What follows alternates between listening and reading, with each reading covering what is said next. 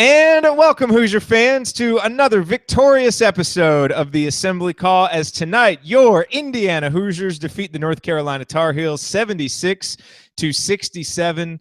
What a terrific performance by Indiana from start to finish. This is a game where Indiana jumped out to an early lead, took control, and never really relinquished control at any point in the game. Things got a little bit shaky at a couple of points in the second half, but Indiana was always ready with an answer, and that is why the Hoosiers improved to 5-1 and knock off another top 5 team at Simon Skjodt Assembly Hall. It is what we do, and we are here to break it all down for you on this episode of the Assembly Call. I am your host, Jared Morris. I will be joined by Andy Bottoms and Ryan Phillips tonight, leading you through what should be a fun post-game show, lingering on this wonderful win for a little while. But let's start tonight's episode, as we always do, with our Hoosier Proud banner moment.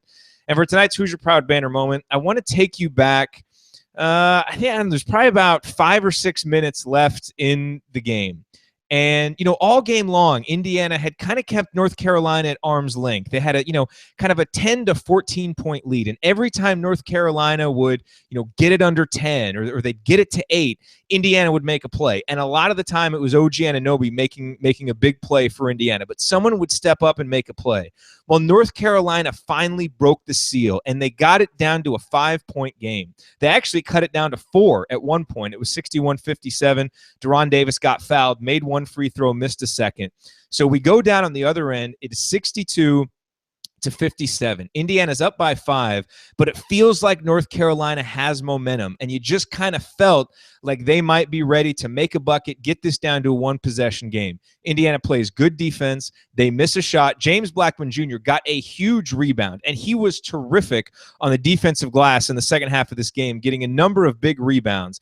Then Indiana goes back on the other end, and I think at this point, Indiana hadn't made a field goal in 8 or 9 minutes, and we talked about how important, with no Yogi Ferrell, with no Troy Williams, it is this year for James Blackman Jr. to be that guy to step up and get a bucket when Indiana needs one. And on that possession, he did. He made a 3 off the dribble. That extended the lead back up to 65-57. Indiana would eventually push it back into double digits and get that comfortable win. But just a huge sequence for James Blackman Jr., who hadn't done much in the second half offensively, but to get that rebound, to come down and get that bucket when his team really needed one. A huge, huge moment, and that is our Hoosier Proud banner moment for tonight's win. And our banner moment, as always, brought to us by our friends at Hoosier Proud, an Indiana-based brand by Hoosiers for Hoosiers.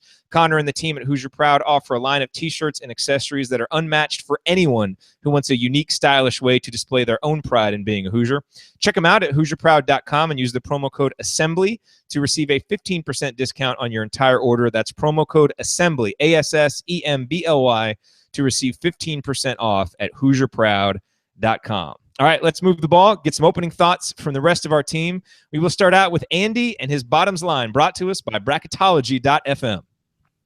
I think tonight the thing that stuck out for me was just the balance. All 5 starters in double figures. There were, I think 4 guys had at least 5 rebounds, and got some really good play off the bench from Juwan Morgan and Deron Davis, as I'm sure we'll talk about later. It just was a, team effort, team win in every sense of the word. I thought they played much better defensively in the first half and really worked together better on that end, moved the ball better, played more as a team in the first half than they did during stretches in the second half. But you pointed out the shot that Blackman hit. I think you could point out key plays that every single guy who got in the scoring column made at various points tonight, whether that be, the big bucket that Deron Davis got late when he, backed down Kennedy Meeks, Blackman's big shot. Newkirk played some really solid defense. Rojo was hot early. So I think just, you could go down the line about so many guys that played well. And I think, that continues to be a question mark in some ways as to, who's the guy who really wants the big shot late in the game. I think Blackman, took that over in the moment that you mentioned, but I think it showed tonight that there are a number of guys who can step up and make big plays. I think a good confidence booster for a number of players on the roster after that. And I'm not sure if you guys realized it, but this was not the same team apparently that lost to Fort Wayne, in case people did not pick up on that one of the 106 times that was mentioned during the broadcast. Excellent points. Andy, let's go over to Ryan and get his rant brought to us by thebiglead.com. I think I just got to talk about defense. I mean, this Indiana team, as Andy said, it's not the same team that lost to Fort Wayne. case you missed it, or in case you missed me tweeting about it all night. This is a North Carolina team that was averaging 93 points a game, shooting 51.9% from the field, 39% from three. And they came into Assembly Hall, and we talk about the Assembly Hall effect and the way that the crowd challenges people and the way that the arena challenges people. It's supposed to be a tough arena to shoot in for visiting teams, but that doesn't explain what happened. North Carolina shot 39.3%, which is 12% lower than their average, roughly. They shot 28.6% from three, which is 11% lower than their average. And they only scored 67 points, which is nearly 30 points fewer than they normally get. This was a great effort defensively by Indiana, and that's what the difference in the game was. You can talk about the boards, which were huge. 37 for North Carolina. Indiana out-rebounded them with 38. That's unbelievable, given how good North Carolina have been on the boards this year, and how good they've been on the offensive glass as well. And we'll talk about that, I'm sure. But Indiana, just everybody came out from the get-go determined to stop the dribble, stop penetration, something they did not do against Fort Wayne in that loss. And I hate to bring that up on a night like tonight, but you got to look back at the improvement in 2-3 weeks. Even against Kansas, they had trouble stopping the dribble. They just scored so much that they were able to stay in that game. But they came out determined to shut down North Carolina's driving lanes, and then recovered perfectly to kickouts, were guarded. I mean, how many uncontested shots did North Carolina get tonight? Maybe 5. Not many. I mean, it was, it was unbelievable. And this team was locked in and focused, and they showed that when they are committed, they can play with anybody. I mean, the effort defensively was the kind of effort that you see from a team that is destined for a Final Four or championship. I'm not saying that's what this team is at. I'm just saying tonight, the way they locked in, the effort everyone showed, top to bottom. James Blackwood Jr., a guy whose defense we rip on, he was fantastic defensively. Josh Newkirk struggled on offense a little bit. Unbelievable defensively. Robert Johnson, we expect that from him. OG, Thomas Bryant, they were all outstanding, and that was the difference in the game. And Indiana is known as an offensive team that will outscore teams. Tonight, it was the defense that won it. Well, look, I mean, you hold North Carolina to 0.974 points per possession. I mean, defense is going to be – and look, it had to be a great defensive effort because Indiana shoots under 70% from the free throw line. It's one of the worst officiated games I've seen in a while, and that doesn't take Ryan's rant. So you know that it had to be a great defensive performance for that to take Ryan's focus. But, the other thing from a numbers perspective that I thought was really interesting is, I thought one of the keys coming in, and we all talked about this, was obviously going to be controlling North Carolina on the defensive glass. You're not letting North Carolina go nuts with offensive rebounds. They came in rebounding 46.6% of their misses. Meeks and Hicks, I believe, or either Meeks or Jackson, one of those two guys, are first and second in the country in offensive rebounding percentage. Indiana holds North Carolina to 31%. In terms of offensive rebounding percentage. Now, what's interesting is Indiana, that's, offensive rebounding is a huge part of what Indiana does too, and Indiana only got 25% of their misses. So, North Carolina, you could almost look at it and say they did a better job on the glass than Indiana. But I thought it was really big for Indiana to be able to neutralize North Carolina, and especially late. There were no, late when North Carolina missed shots, Indiana really did a good job of cleaning it up and not giving them any of those second chance points, which I thought was really huge. But just a terrific performance all around from Indiana. And I thought the other thing that was interesting was, Indiana was able to correct some mistakes within the game, which we don't always see. They came out at the start of the second half and things were a little bit shaky. In North Carolina, the first 2 possessions of the second half, if you'll remember, they had wide open drives to the bucket. They made one of them. They missed another one. 3 or 4 minutes later, they went down to Kennedy Meeks, I think 3 possessions in a row, and he scored on all 3 possessions. Indiana ends up switching to zone, and they ended up getting that corrected. And I think Deron Davis had a lot to do with that. But a lot of times we see these things snowball for Indiana, which you expect against a team like North Carolina, too, who has great spurtability, and that didn't happen. Indiana was able to take a couple of those punches, stop it immediately, correct it, and then have a positive play, and that's why they were able to win this game. Andy, you wanted to jump in with something on defense. Well, I thought particularly in the first half, IU did a really good job of making North Carolina take the shots that IU wanted them to take and not the ones that North Carolina wanted to take. They took a lot of mid-range jumpers. They took a lot of threes. And even when you look at the end of the game, Carolina shot over a third of their shots from three-point range and coming in. I think we talked about this earlier in the week. At some point, they really only came in shooting about 25% of their attempts from there. So I thought they forced them to take tough shots early, and they didn't give up easy baskets in transition. They just had the 2 fast break points on the play when I think OG got hit in the face and was down to the basket. I think those were their only fast break points of the game too, and I think that speaks a little bit to what Ryan talked about, just when they recovered off the dribble, but also just recovering in transition after made or missed shots and didn't let Carolina get out and run. And Carolina actually came back a little bit more when the game slowed down a little bit. So I thought IU did a good job in that regard, getting back in transition, but also just forcing them to take the shots that they really wanted them to take. We haven't really talked yet about the guy that I thought was Indiana's MVP tonight, and so we're going to talk about him next. First, do want to take a quick minute, tell you all about our other sponsor, SeatGeek, who we are so happy to have with us this season on the Assembly Call. As you have probably noticed, buying tickets online for sports and concerts has been a confusing process for a long time. It's always been hard to find that best deal for the game or the show that you want to go to. And none of the other ticket sites really seem to want to change that. But SeatGeek is different, which is why we use them. They've come along and they've created an amazing app and website that really does make it easier than ever for fans to buy and sell tickets. That's why they're the first place I go when I'm looking for tickets to a game or concert, because everything about SeatGeek is designed to make life easier for sports and music fans.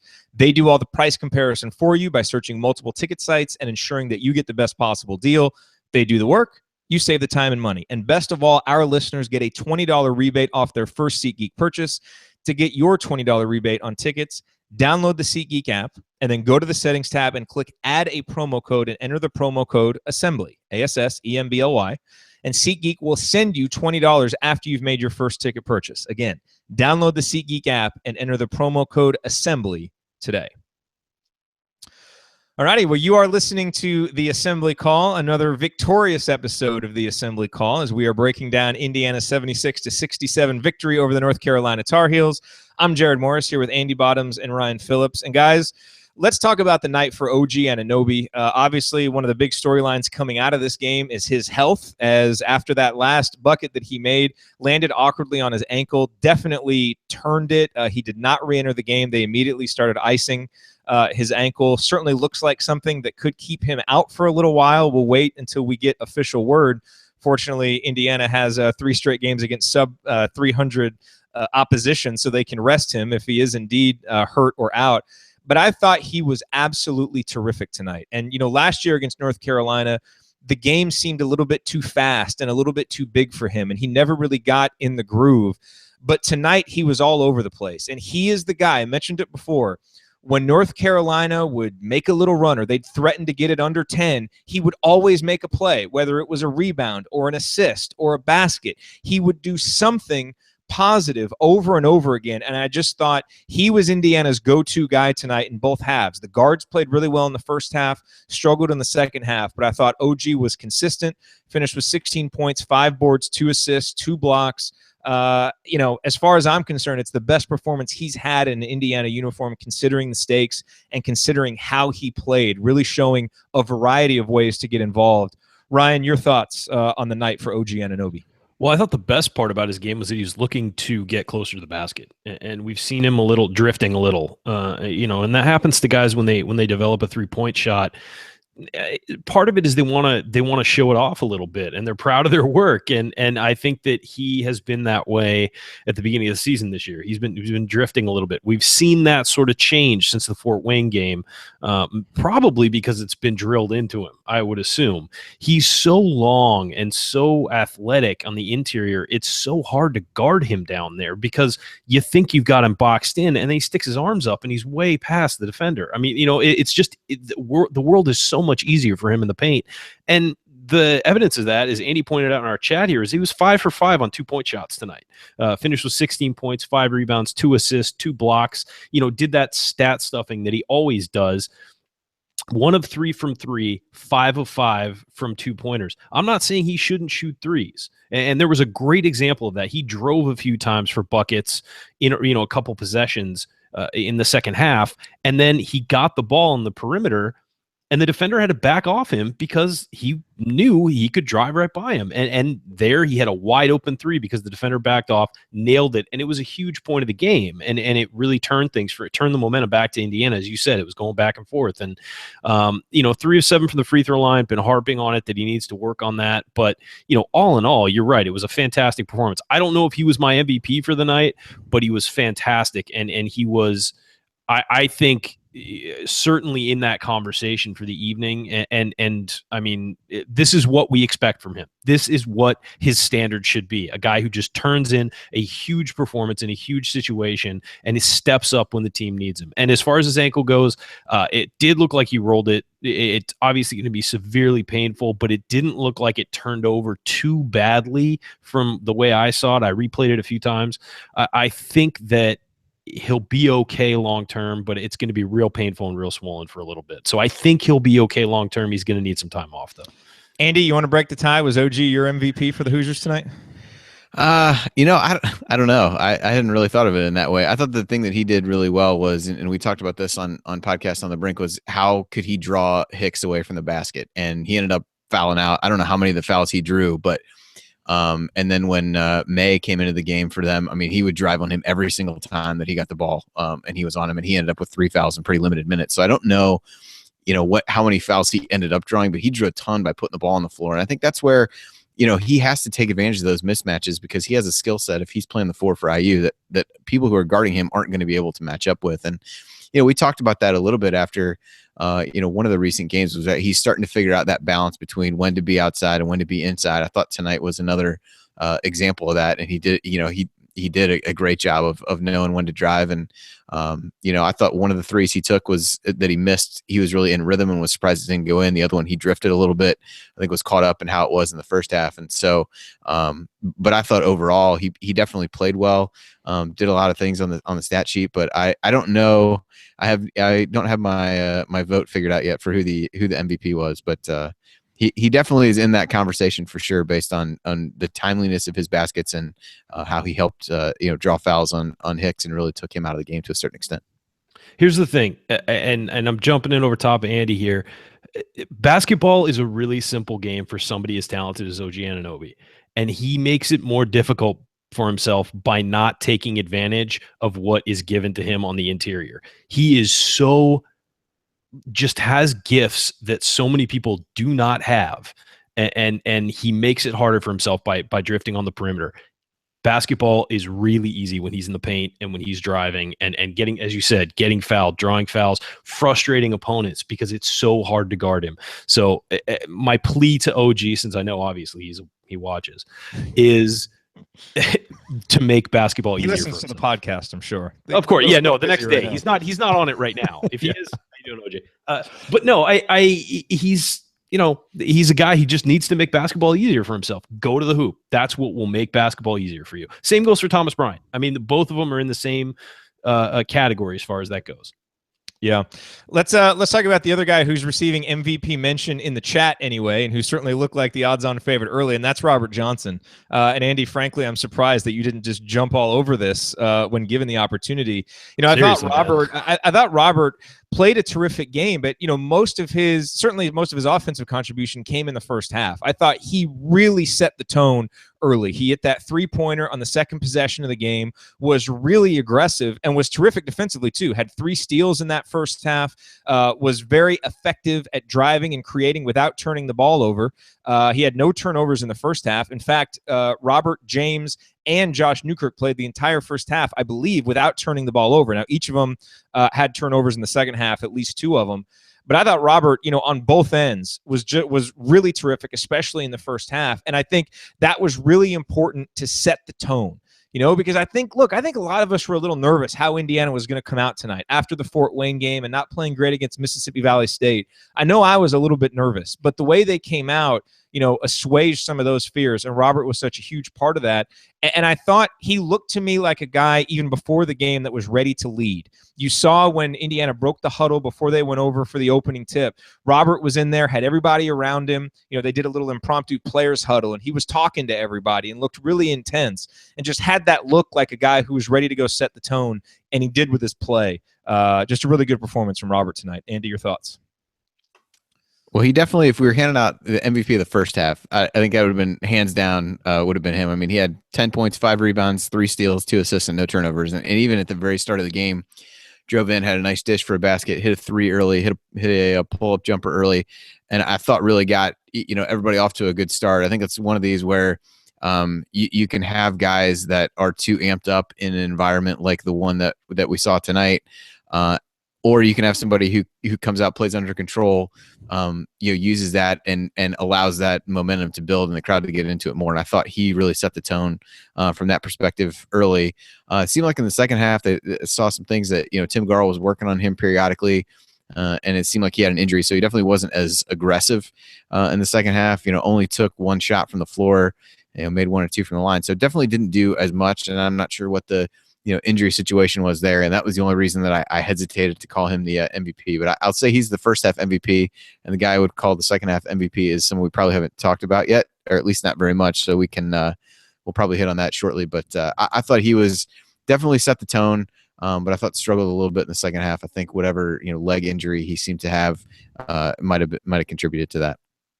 Well, we definitely have to talk about the big guys. We have to talk about Thomas Bryant and Deron Davis. And look, Thomas Bryant, I think, struggled to get involved offensively in the first half. But we have to remember, Tom Crean said coming into this game, he said it on the pregame show, that his exact quote was, "We have to make their big people play both ends. We have to move them around." He wanted to get them away from the basket. And you saw early on, putting Thomas Bryant in pick and rolls over and over again and really bringing North Carolina's big guys away from the basket so that there was room for Indiana's guards to operate.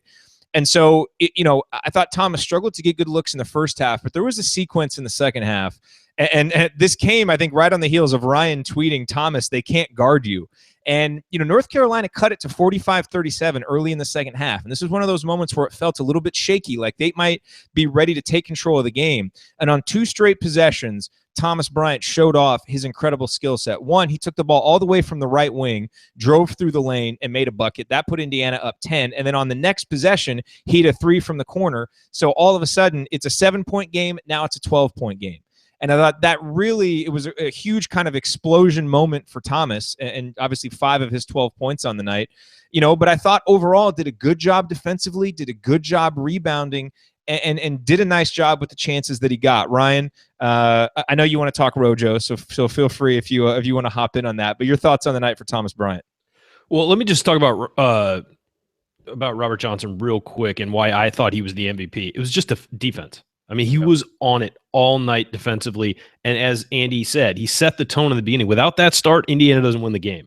They got North Carolina off balance immediately, had a lead. North Carolina never led in the game, not once. And they had only trailed for 16 seconds all season. And Indiana led from the tip because of that push by Robert Johnson early on. There were other guys who were involved too, but he was the catalyst. And then defensively, all game, he was hounding their guards, whether it was Barry or Britt or whoever. He was just guarding them up and playing his butt off. And that's a great game for him and one of his best as a Hoosier. I don't care that he didn't score much in the second half. I think that this is one of his better games as a Hoosier. As far as the big guys go, man, I tweeted that out about Thomas Bryant because I think sometimes he forgets he's a big man and he wants to shoot and he wants to be a perimeter guy and he, not necessarily wants to be a perimeter guy, but wants to be able to knock down shots and prove that he did that, sort of like OG sometimes. But there was that one play where he got out on the wing and drove on Meeks and finished on him. And it was just, he could do that every play if he wanted to. That is how good he is. And I think sometimes he tries to be too selfless and tries to share the ball too much when sometimes it's like, hey, man, you got the ball one-on-one. Go take the guy. And you're right. That stretch where he scored the layup and then stepped out from 3 and knocked that down. I mean, that was the ball game right there, I think. I really do, because that sort of said, no matter what North Carolina does, we have an answer. And it wasn't OG that time. It was Thomas stepping up and making a huge play. And, he's so good. And we're so used to seeing him put up even bigger numbers than he did tonight. He only had 12 and 7 tonight, but he was huge all over the floor. He was affecting shots in the middle and he was finishing around the rim when he needed to. And I think that he's sort of finding a comfort zone he it's been off for him for a little bit. It seems like since the first half of the Kansas game, he hasn't really stepped up and had a big stretch. And tonight he had that. And I think it was just a product of him settling in and realizing, hey, I'm going against a potential All-American, and I can take him constantly. And if you'll also notice on the defensive end, Meeks only had 10 points and he had 8 rebounds total, but only 2 offensive rebounds. I mean, that's his bread and butter. That's North Carolina's bread and butter, is just tossing into Meeks and let him work. And Bryant shut him down. And so I think this was a phenomenal night for Thomas. He was even when he wasn't getting rebounds or putting a stat on the board, he was affecting play constantly. And I thought it was fantastic. I thought it was a fantastic job. And by the way, when North Carolina made their little run to get it down to a 4-point game at 61-57, it was 61-52 when both OG and Thomas went out. So they really took advantage of both of those guys being out to make that run. Let's talk about De'Ron Davis. And I think it's a testament to how well Indiana starters played that De'Ron Davis's performance hasn't been talked about that much yet on the show, because I thought, he didn't just play well for a freshman. He came in and played well. The moment wasn't too big for him. He didn't try to do too much. And I think his freshman classmates, Curtis Jones and Devontae Green, are dealing with that a little bit. Both of those guys are trying to do a little bit too much when they get out there, and De'Ron is just doing what he does. He had 5 points, 3 boards, a steal, 2 blocks, and even as impressive as that stat line is in 13 minutes, it doesn't tell the story of his contribution tonight. We talked about the bucket where he backed Kennedy Meeks down. His defense was terrific. Andy, he was a guy that you called out on Podcast on the Brink and said you thought he needed to have a big game for Indiana to win, and lo and behold, Indiana won, and De'Ron Davis was dynamite off the bench. You get one. I get one right every once in a while. I thought he was. I thought he was terrific. I think he did a better job of denying post position than Bryant did. Quite frankly, I mean, he really pushed guys out. Had a couple nice blocks. Continues to be, prove himself to be a good shot blocker. And so I really thought he played well, and just good recognition. We kind of talk about basketball IQ with him. And just the recognition of the fact that Meeks has got 4 fouls, knew he wanted, he wasn't going to foul, and just backed him down, made a nice shot. And I think, what you said with, about Green and Jones, the moment doesn't seem too big for him. And more than that, I think as a fan, you can sit and not worry when the ball's in his hands. And there were definitely times tonight when, Curtis Jones, a couple of times, even before the questionable shot that was soon to follow, was like, just give up the ball. And Davis, even when he's backing on Meeks at a key moment in the game, it was like, you just felt a comfort that he knew what he was doing, was playing under control. And as a guy who, we talk about this all the time, who really understands what their role is on the team, and he's settling into his very nicely. Yeah, we just got to get him in shape so he can play more minutes. That's the thing. And, I thought it was interesting on the pregame show. Crean said, this is not a chance-taking game. This is not a game to show off our hopeful skills. It's a game to play how we play. And he was asked that specifically in relation to the bench. And I have a feeling that he kind of meant that in relation to Cujo and Devontae, who are kind of struggling to find that role. And, to your point, Andy, about feeling comfortable with De'Ron, I think just as how we felt as fans, I think that's how the coaches felt, which is why he was in there for those key minutes. Ryan, your thoughts on De'Ron? Yeah, man, I've been pumping this kid up since last year, and I'm more and more impressed with him every time I see him on the floor. And as you said, as he gets into better shape, the moment is just not too big for him. I mean, he's an absolute all-around stud, and he's smart. That's another thing that just does not go noticed with a lot of freshmen these days, whether they're smart or just athletic or whatever. We don't even think about that. He is smart. I mean, when he backed down Meeks, he knew Meeks had 4 fouls, and Andy mentioned this on Twitter. He knew Meeks could not foul him and had to play passive defensively. Got the ball, immediately backed him down. He knew the situation. He knew the time and score. And I thought he finished the night with 5 points. I thought all 5 were huge. I mean, his free throws were on point. He had 3 rebounds, 2 blocks, and a steal. I mean, again, it's a freshman, and he's stepping in, and he was just, when Thomas Bryant is probably the team's best player all around, and you've got a guy like De'Ron Davis you can go to, who is absolutely just locked in every time he's on the floor, knows what he's doing, is so aware. It's such a luxury to have for Indiana. And I hope people appreciate what you've got with these 2 post guys, because De'Ron Davis is going to be insanely good. And he's already showing that he's pretty much, getting there. Yeah. Well, let's talk about James Blackman Jr. And Josh Newkirk here in a second. We got to cover both of those guys because both had such important contributions to this win. Before we do that, I do want to take a quick minute, tell you why you should activate your free Assembly Call membership. And hey, especially those of you who are here for the first time, we know sometimes these big wins bring out new audience members. So if that describes you, here are 3 reasons why you should activate your free membership. First, it's quick and easy. Go to assemblycall.com/join. It'll take you 15 seconds to set up your free membership. Number 2, it's how you get our best content. So as soon as we wrap this show, we stay up for another couple more hours getting our post-game email analysis ready, which is delivered the morning after every game. Only our subscribers and the people who have their membership are going to get that email, in addition to our Saturday IU Hoops news roundup. And then finally, it's the best way to connect with us and connect with the Assembly Call community, because only members can access our post-game live chat and the discussion forum. So if you like what you hear on the Assembly Call, then becoming a member is the next logical step. Join us for free at assemblycall.com/join. You are listening to the Assembly Call IU postgame show. We are celebrating Indiana's 76-67 victory over the North Carolina Tar Heels. I am Jared Morris here with Andy Bottoms and Ryan Phillips. And guys, I led off the show with our Hoosier Proud banner moment talking about James Blackman Jr., his terrific rebounding. He finished the game, I believe, with 9 rebounds. So we come into a game where rebounding is the key. And James Blackman Jr. is the guy who leads Indiana in rebounds, also added 3 assists. And I'll tell you the other thing, and Andy, I want to get your thoughts on James, but I thought he actually set a tone with toughness tonight, diving on the floor for loose balls, getting big rebounds, driving into the lane and getting pummeled, and fouls not being called inexplicably. You can criticize James Blackman Jr. for inattention on defense sometimes, but if you criticize him for a lack of physical toughness, as sometimes people do, you're just not paying attention, especially to, I think, the new and improved, more mature James Blackman that we're seeing this year, who I think is playing with a level of toughness, especially physical toughness, that we haven't seen from him before. Another great night from James.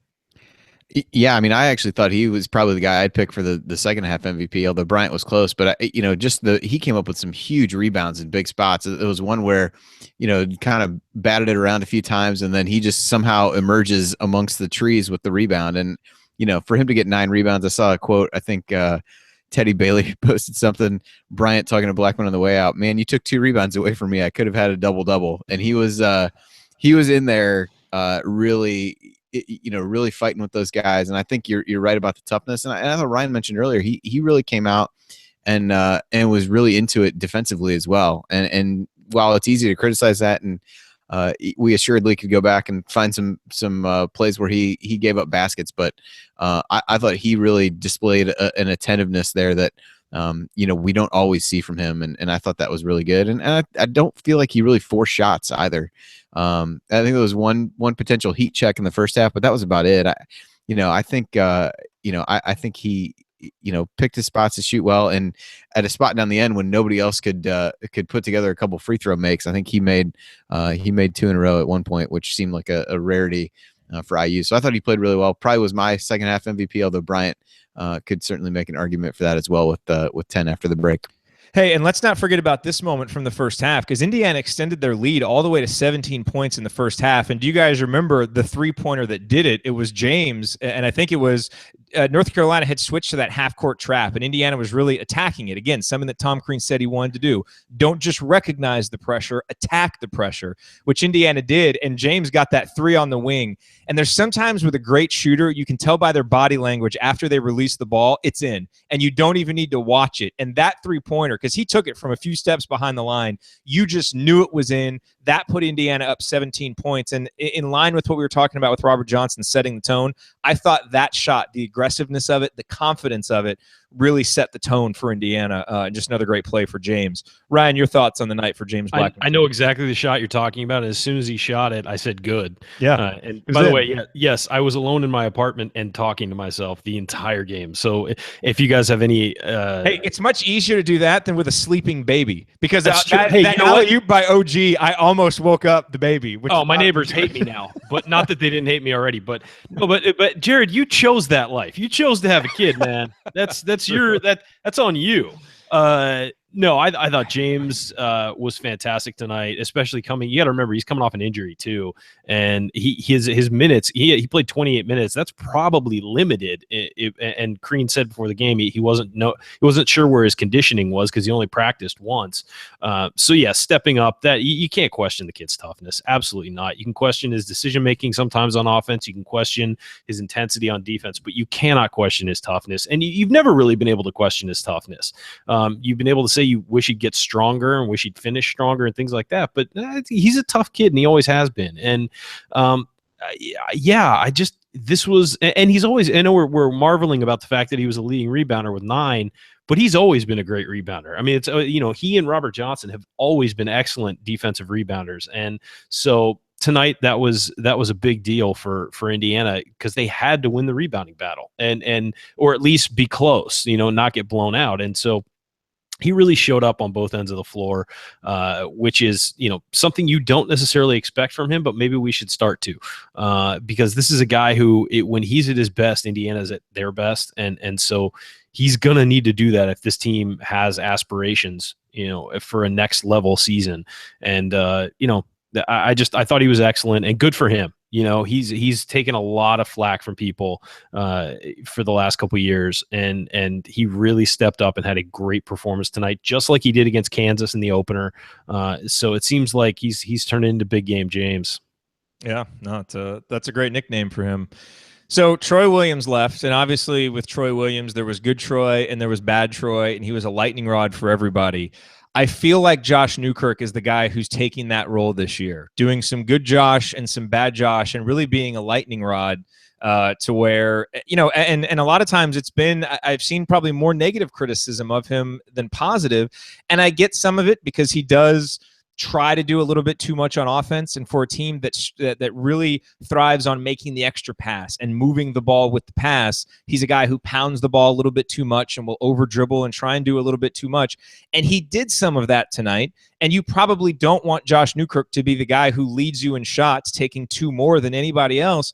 But I also thought he had some really good moments. And I thought that he played really well defensively. And I thought, despite his struggles offensively in the second half, the 3-pointer that he made off a great assist from OG late in the game was absolutely huge. It was another one of those, momentum stemming plays for Indiana. And so, was it a perfect night for Josh Newkirk? No. But I think when you looked before the season at what you wanted to get from him, you got tonight exactly what you want to get from Josh Newkirk, which is tough, aggressive defense. Because I thought, he obviously spent some time guarding Joel Berry, a guy getting National Player of the Year talk coming into this game. And Berry finishes with 8 points, 3 of 13 shooting, did have 8 assists, but, really, I thought struggled to get involved. And I thought Newkirk played a role in that, as did Robert Johnson. But overall, not a perfect night for Josh Newkirk, but more good Josh than bad Josh tonight. Andy, your thoughts on Newkirk? Yeah, I mean, I think your assessment is spot on. There were he played fantastic defensively. I don't think there is much, if anything, to really even have questions about on that end of the floor. I thought he was, really harassed them. Was a little worried because he drew a couple early fouls that he was almost being overly aggressive, but only ended up with 4. But did a good job because I think he played a decent amount in the first half with 2 fouls after that, and kind of backed off enough to not get in further foul trouble. And then offensively, he was aggressive to the hoop at times, and the frustration was you didn't think he had a great idea of what he was going to do when he got there, but did make a couple nice pull-up jumpers and made a 3 in the first half. So definitely a mixed bag. I think the Troy comparison is pretty apt for for kind of what you see about him, and even what I find myself saying in some cases. But definitely a fiery guy, and liked what he brought defensively tonight. I think if they can kind of rein in what he's doing offensively and figure out how to kind of bottle the attacking mentality and take away a little bit of the dribbling, I think there's good things to be had there. It's just a matter of bringing that out of him more consistently. Yeah, I think that some people are going to look at those drives he took, and a lot of those 10 shots were in the paint, and they were, shots that may have gotten blocked, or I guess, he was going to be aggressive to the hoop. I mean, that's what he was doing. He was driving in, trying to get, contact, or try and, make a layup or something like that. I'm fine with that because he's clearly been told after that Fort Wayne game, hey, you know what? Don't stand on the perimeter. Take it to the hoop if you're going to take it somewhere. And he's going to have driving lanes because everybody's going to be concerned about everybody else. And he tried tonight to be aggressively. I thought there were a few times he definitely had contact on his way up and did not get the call, but he's going against a few bigs in North Carolina who are going to get the benefit of the doubt sometimes. And as Jared said, the officiating tonight was interesting, we'll say. I don't usually rip on the officiating. You know that. I thought it was awful. It's one of the worst officiated games I've seen in a long time. Yeah, that's usually my thing. So thanks for stepping on it. But no, I thought that I thought the same thing. And I thought Newkirk was the victim of that a few times. I thought his turnovers for the most part were aggressive turnovers, as we've talked about. That's not really something we're going to be concerned about at this point of the season. If this is happening in Big Ten play, if he's driving into a wall and not getting a foul and the ball just kind of floats away, then yeah, we can talk about it. But early in the season, I think he's a guy who's trying to define his role. And hey, this is something that I don't think people would know, but he led the team in minutes tonight with 34. And the reason that he was still on the floor that long was because of how good defensively he was. And he was outstanding defensively. And I think that you can screw up on offense if you play as well as he did defensively. So I know Andy's calling it a mixed bag. I think it's a big plus for Newkirk, and it's only going to help him build his confidence up. He needs to tighten up his handle a little bit. Obviously, there were some issues with that tonight, but he was all over the place defensively, and he picked his spots offensively. Sometimes it worked out, sometimes it didn't. So I'm going to hang with, I thought this was a great performance by Josh Newkirk overall, just because of how great he was defensively. And it's the reason, and that's the same reason that Robert Johnson is my MVP of the game, because of how great those two played defensively. Yeah, and I thought, look, we wondered who Crean would start. Is Indiana going to go big? Or are they going to go with the three guards? And, I wondered. I mean, Crean decides to go with Newkirk, not Juwan Morgan. And I even tweeted out, Morgan will be in before the under 16-minute timeout, because I just thought Indiana would be better with him on the floor. But Newkirk, again, plays the most minutes, was terrific. And I thought, outside of that one stretch where he had Thomas and OG off the floor and North Carolina made that run, I thought the lineup choices by Crean tonight were just outstanding. I mean, I thought he really countered what North Carolina was doing, and I just thought he really was in tune with his team. Didn't take a timeout when it looked like, there was kind of some momentum being lost, and his team figured it out, which was nice to see. Andy, the one guy that we haven't talked about yet is Juwan Morgan. And, again, didn't do anything to jump off the page or jump off the screen, but I thought had some nice moments. 6 points, 3 boards, looked more like himself. And I thought really, again, played some tough defense. A lot of guys, you can't just look at the box score, same with Josh Newkirk, or look for flashy offensive plays to see how much they contributed tonight. I thought Morgan was another one of those guys. Maybe didn't get the rebound all the time, but he boxed his guy out, so his guy didn't get the rebound.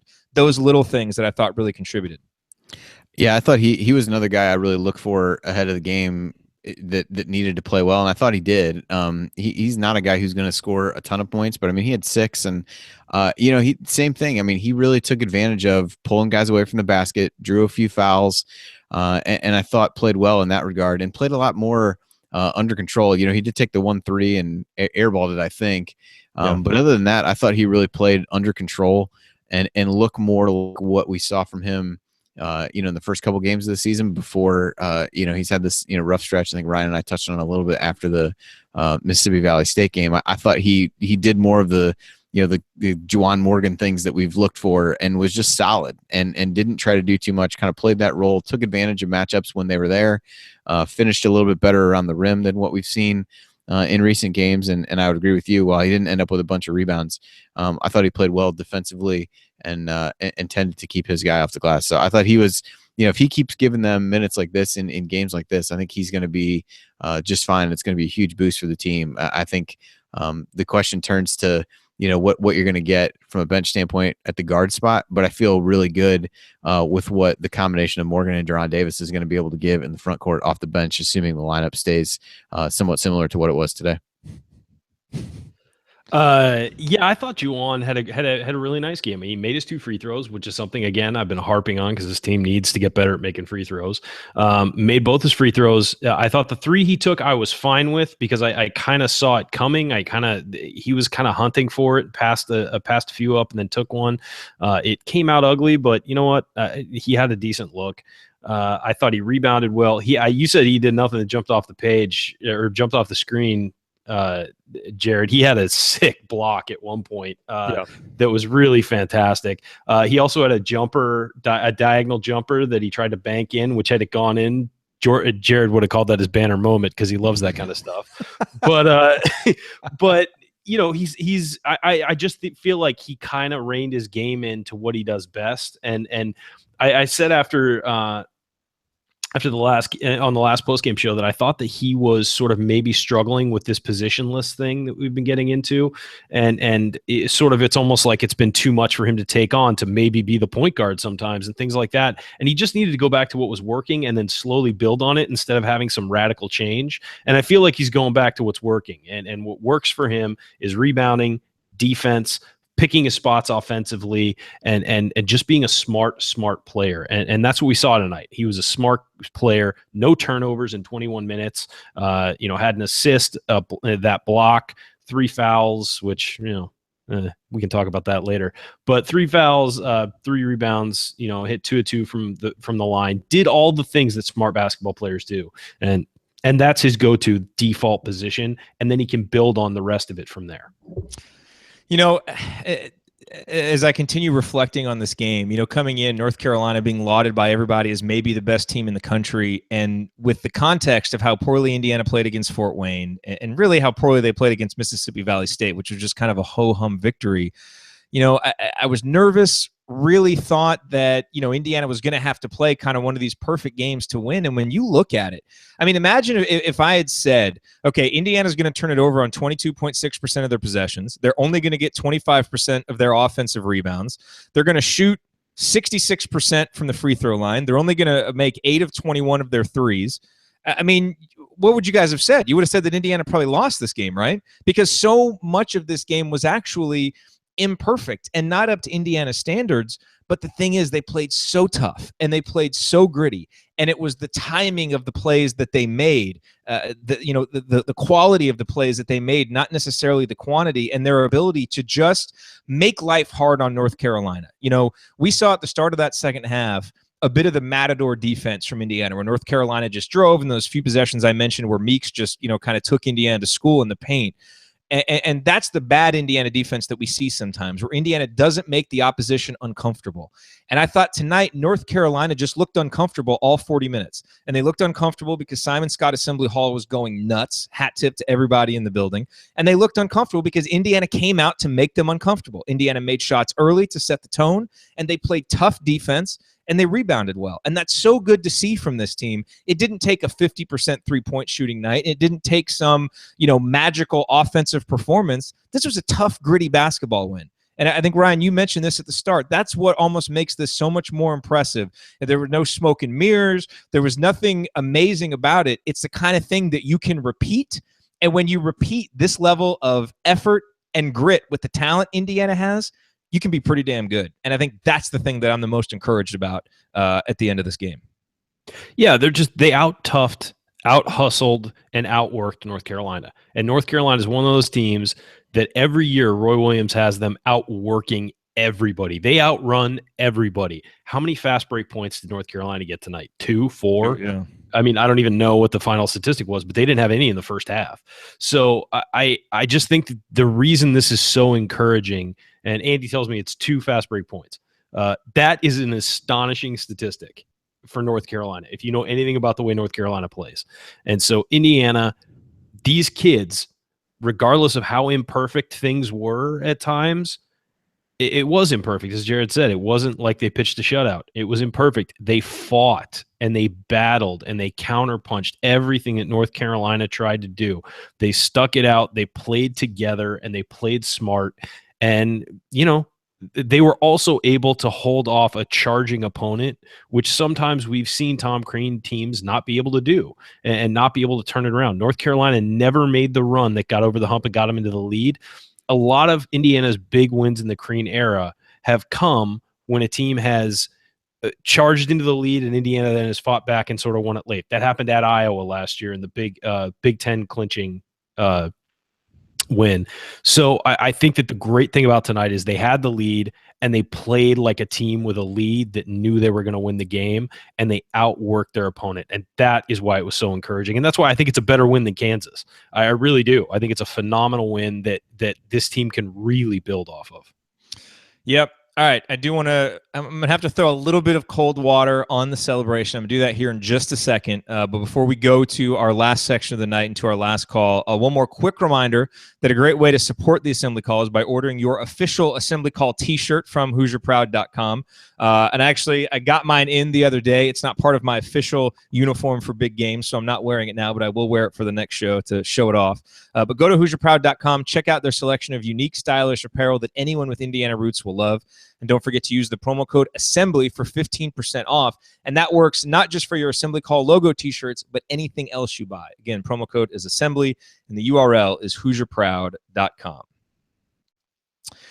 Well, you are listening to the Assembly Call IU postgame show, and we are breaking down Indiana's 76-67 victory over North Carolina tonight, getting ready to wrap up here in the next few minutes. I am Jared Morris here with Ryan Phillips and Andy Bottoms. And just looking at Twitter and trying to get an update here on OG's injury. And obviously there's no official diagnosis, but from all the tweets I'm seeing, Tom Crean says that it's a high ankle sprain, which if it is a high ankle sprain, could be talking 4 to 6 weeks, something like that, maybe longer. There's no real way to tell. And obviously if it does stretch out that long, you would think that you might not have OG, or you may not have a full speed OG for pretty important games against Butler, against Louisville, against Wisconsin that are coming up. Andy, obviously we'll get into this much more on future shows, but, just kind of a quick little, bottoms line summary on what any type of extended absence for OG, especially after a performance as great as he had tonight, would mean for Indiana against some of those higher level opponents. Yeah, I think, it's probably something we'll just need to wait and see. I think there's a chance it could be less than that. You just don't know. Certainly the next 3 games, I don't think there's any impact at all, and gives a chance to get some other guys playing time in the event that he's not able to come back for Butler. I mean, that's really the first game, which is, 17 days away from now. So it does give him a good 2.5 weeks to kind of see how he's feeling at that point, if that's what it comes to. And then, really the first Big Ten game is the 28th. So that's, 4 weeks from today against Nebraska. So even if you say it's a 4-week injury, he really misses one bigger game. And Butler certainly has played well to this point this year. But I think you look at, can Juwan Morgan, continue to build off the performance he had tonight and some of those kinds of things. But yeah, definitely not a guy who's, replaceable for IU. I think they've shown some depth over the course of the season so far. And certainly we have high hopes for a lot of the other guys, but it will definitely put a lot more pressure on Juwan for sure. And you may end up seeing more of the, Thomas Bryant and Deron Davis lineups playing those two together, which I don't necessarily think would be a bad thing based on what we've seen from them so far this year. So just too early to tell for me. Certainly shouldn't have an impact over these next few games. They're all ranked 294th or worst in KenPom right now. So doesn't feel like anything immediate, and it does give him at least a chance to get some rest and treatment, and we'll see what happens from there. Maybe Tom Crean was just crazy like a fox and knew scheduling wise, hey, schedule a sub 300 team after Fort Wayne so Blackman can rest. Let's schedule 3 of them in a row after North Carolina so OG can rest. Well played, Crean. Well played. Maybe we were all wrong after all. All right, fellas, this has been fun lingering on this one for a while, as it always is after these big victories. But let's go to last call, get this wrapped up. Ryan, we'll go to you first. Hey, folks, Indiana just knocked off the team that, quite frankly, I believe was the best in the country coming in, given how they played. Maybe not the best skill-wise, but certainly the best as far as how they played, who they played, and how they won. That's something to celebrate, be excited about. The Kansas win was not a fluke. This team can do damage. It can do great things. Obviously, we want to get OG healthy, but you know what? That's why you recruit depth. You recruit depth so that when somebody goes out, somebody else steps up. And I'm proud of the way this team played and the way this team worked. I'm proud of the way the crowd was. I'm proud of everything about this program right now. It was just so great. That Fort Wayne loss, it's tough to keep your heart, up when you lose a game like that. But these guys clearly came back focused and have really got it together tonight with the intensity they showed from the get-go. I mean, they played a 40-minute game, and good for them. They deserve it, and I hope they get a little celebrating in tonight and tomorrow, and then let's get the focus turned up to the next game. But a huge win for Indiana, a huge win for the program. And, hey, let's remember, these games all matter in March when they're determining your seed, and that's the Kansas and North Carolina on your resume. Knocking those teams off is enormous. Yeah, I saw someone in our chat put that over Indiana's last 8 games, we've beaten Kentucky, North Carolina, and Kansas. So that's not bad. Hey, Andy, by the way, I should have asked you, do we need to do a preview of SIU Edwardsville for Friday, or can we? I don't think I could, even if I wanted to, and I don't really want to. So no, they're not. It's bad when Indiana schedules teams that Andy can't even preview because he knows every team. There's really not a lot to, not a lot to say. I would almost bet that that SIU's head coach can't even name half the players on the team. So why are we asking Andy to do that? It's just not fair. I know. I mean, I can read stuff off of KenPom if you want, but yeah, I don't think we need to worry too much about that. From my perspective, I think, a couple of things stood out. One, just, a reminder of what an amazing atmosphere Assembly Hall can be. All the stories you heard about how excited the fans were and how everybody was there. Sounds like some issues to work out in the general admission line for sure, based on a lot of the things we saw. So hopefully the school does some things to get that cleaned up. But from an atmosphere standpoint, was just fantastic, and one of the things that you just love about college basketball. And the other is, we talked about, after Fort Wayne, it's, how does the team respond to that loss?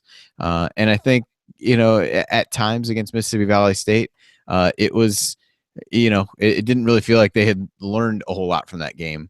Certainly tonight they came around and played well, and now it's how do you respond to this win? You've got 3 games coming up against teams that you should just annihilate.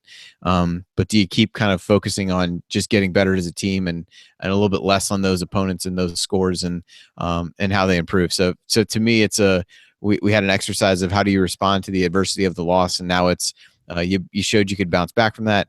Played a good game tonight, even when you weren't playing your best. As you guys said earlier, it's easy to win games when you're not playing your best when you're playing against Mississippi Valley State and UMass Lowell and Liberty. It's not as easy to do that. And so, how does this team deal with success and the fact that they, overcame some negatives in the game tonight and played and led for the entire 40 minutes against a team that a lot of people, as Ryan said, thought was, playing as well as anybody in the country coming in. So, that's really the thing for me to watch one of these next games. It isn't necessarily, games that they should win. It's more how do they respond to this? They take this and build on it, or do they have a step back, like they ended up having after that Kansas win? So that's to me what to watch going forward. But certainly for tonight, enjoy the win, and it was really a great team performance, as we said from the outset. 2 great quotes from the coaches to wrap this up. One from Roy Williams, where he said, I'd like to play in front of a crowd like that every night other than the frickin' Duke game. So high praise for the Simon Scott Assembly Hall crowd. By the way, someone asked me if we are contractually obligated to call it Simon Scott Assembly Hall. No, nobody is, but that family really stepped up and did something huge for the university and made a great gift. So they have absolutely earned us calling it Simon Scott Assembly Hall at every opportunity that we can. And so we certainly will do that on this show and everywhere else. And then the quote from Crean on Robert Johnson. Rob was on another level tonight and emphasized his speed and defense. That's from Zane Pierilli. And look, I think in hindsight, thinking about this more, you guys calling him the MVP and the way that he set the tone was just great. And I think, you look at lasting impacts of this game. Obviously, this game is going to resonate from a resume perspective in March. And, it's going to resonate from just the momentum of the season and keeping the excitement high, keeping the students engaged. Now, there's going to be this kind of lull for the next 2 weeks with these games that aren't that good. But you've got this now memory of a big win over North Carolina to keep the momentum going. But I think something else that could really linger, that could really resonate, is maybe James Blackman Jr. and Robert Johnson stepped into the role of leaders a little bit more tonight. We know that their coach has been asking them to do it. We know that opportunity has been demanding it of them. And I don't think either one of them was ready to do it against Fort Wayne. Not that they maybe didn't try, but, they weren't able to do it. And tonight, they did it. I talked about how Robert was there vocally being a leader before the game. And you may say, what do words matter? Well, for this team, it matters because their coach has specifically asked for guys to step up as vocal leaders. And Robert Johnson was doing that before the game and then followed it up with tone-setting defense and with tone-setting shots. Same thing for James Blackman Jr. And this team goes from being a really good team to a potentially great team if it gets legitimate leadership out of its two most experienced players and its offensive leaders, and Robert Johnson and James Blackman Jr., and certainly its defensive leader, Robert Johnson, the guy who sets the tone. And so I think if this was a sign of those two guys really stepping up more into a leadership role, then this could be a win that resonates for Indiana for the rest of the season for reasons far beyond just what it'll do for their March resume. I really liked what I saw from both of those guys tonight from a leadership perspective, and I think it bodes well for Indiana moving forward. Either way, a huge win for Indiana. A jubilant night in Bloomington and a fun post-game show, and we appreciate you joining us. We are here after every game, and so we hope that you will join us for some more of these big victories this season, because we will be here, as we always are, on the Assembly Call IU post-game show, and we will be here for our next episode on Friday. Quick turnaround as Indiana plays SIU Edwardsville Friday. That game is on ESPN 3. At 7 o'clock Eastern time, it tips, and we will be here with the post-game show immediately afterwards. But a great win for Indiana tonight, a great day for Hoosier Nation. Hoosiers win 76-67, and we will talk to you all after SIU Edwardsville.